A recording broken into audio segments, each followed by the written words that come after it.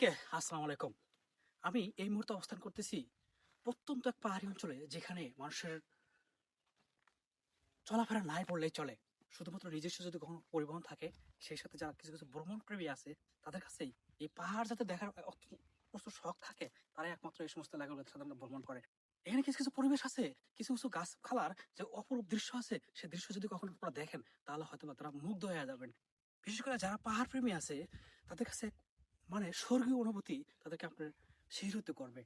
কাজে আপনারা যদি আসেন এই সমস্ত এলাকায়, এখানে কখনো জনমানবিক এবং আশেপাশের মানুষজন নাই বললে চলে। দীর্ঘ 2 থেকে 3 ঘন্টা আপনাকে হাঁটতে হবে। হাঁটার পরে আপনি এই সমস্ত এলাকায় আপনাকে আসতে হবে। তাই ওই পাশে বিশাল উচ্চতার এক পাহাড়। এদিকে আসেন, এদিকে আসেন। আপনার ওই পাশে বিশাল উচ্চতার এক পাহাড়, যে পাহাড় আপনি বিকালবেলা, বিশেষ করে সন্ধ্যার সময় দেখবেন যে একটা অপরূপ সৌন্দর্য আপনার সৃষ্টি করে। কাজে আপনাদের যদি কখনো সময় থাকে, তাহলে আপনারা এই পাহাড়ের দৃশ্যগুলো দেখার চেষ্টা করবেন। আপনারা দেখবেন যে এক স্বর্গীয় অনুভূতি আপনারা অনুভব করবেন। ধন্যবাদ সবাইকে।